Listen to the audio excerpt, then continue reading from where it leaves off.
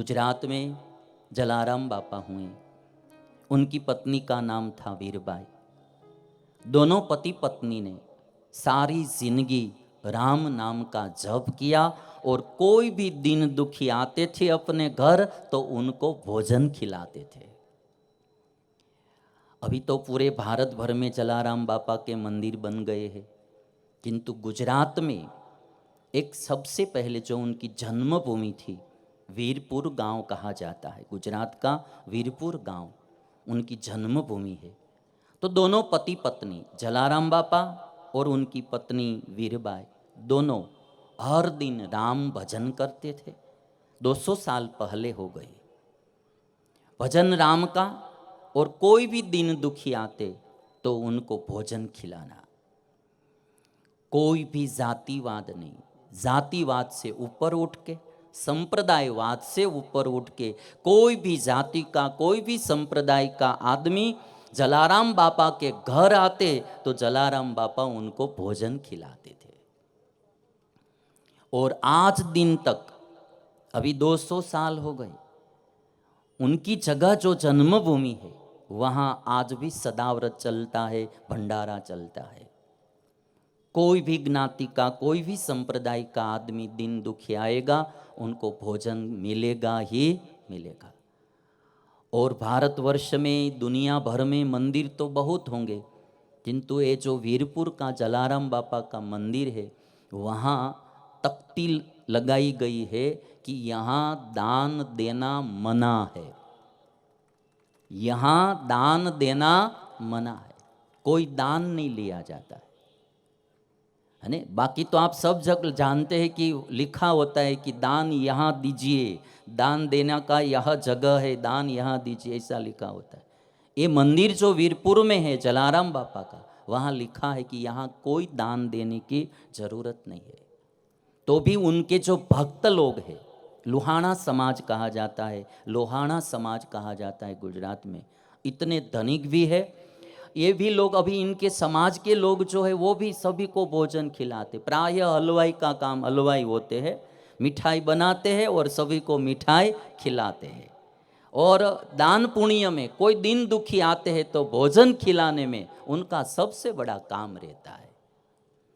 और इसलिए कहा है कि 2 काम जीवन में करना चाहिए, लेने को हरि नाम, देने को टुकड़ा भला, लेने को हरि नाम। भगवान का नाम लेना, दूसरों को भोजन खिलाना, एक काम हमारे जलाराम बापा ने किया। हमारी जो एक कथा की पोथी यात्रा, वो भी दुर्ग का जो जलाराम मंदिर वहाँ से ही निकली थी। और इसलिए आज मैंने जलाराम बापा को भी याद करके, स्मरण करके मेरी बुद्धि को पावन कर लिया। तो सुमति राजा और सत्यवती रानी दोनों बड़े भाव से कथा सुनते रहते थे। एक दिन विभांडक ऋषि को हुआ कि मैं जाकर परीक्षा करूं कि लोग वाल्मीकि रामायण की कथा क्यों सुनते रहते। तो विभांडक ऋषि अपने शिष्यों के साथ आए और पूछा कि तुम दोनों पति पत्नी हर दिन रामायण कथा क्यों सुनते रहते हो। और तब सुमति राजा ने कहा कि ऋषिवर, मैं मेरी बात आपको सुनाऊं। मैं पूर्व जन्म में एक दुराचारी आदमी था,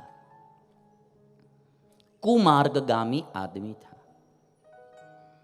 बस पाप ही पाप करता रहता था। और इतना मेरा उपद्रव था कि मुझसे मेरे परिवार के लोग भी सब उब गए थे, थक गए थे, त्रस्त हो गए थे।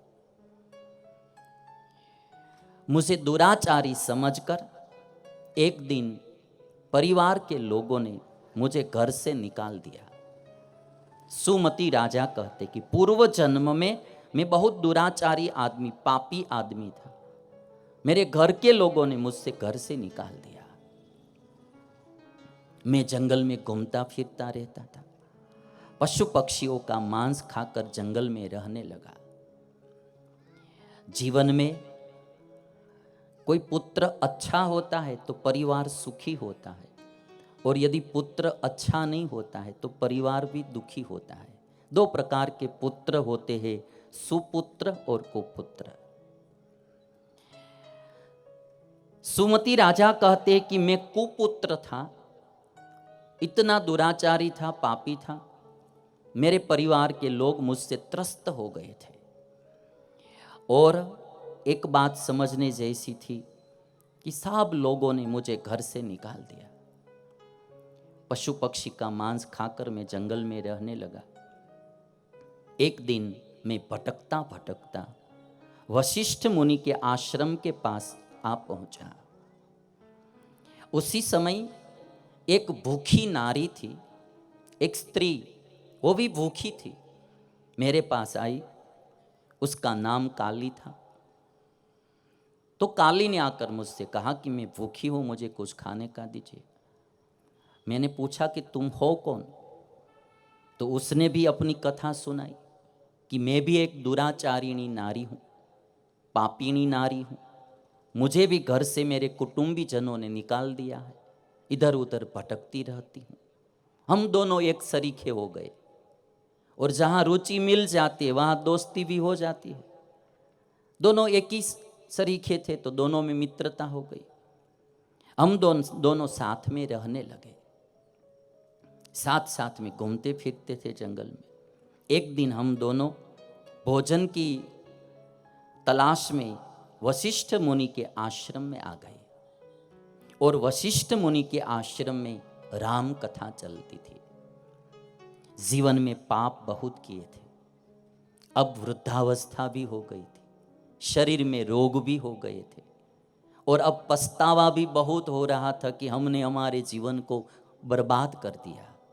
कैसे अच्छे परिवार में जन्म मिला था और हमने पाप कर करके हमारे जीवन को बर्बाद कर दिया। एक बात पक्की है कि एक न एक दिन किए हुए कर्म का पश्चाताप जरूर ही होता तो है ही।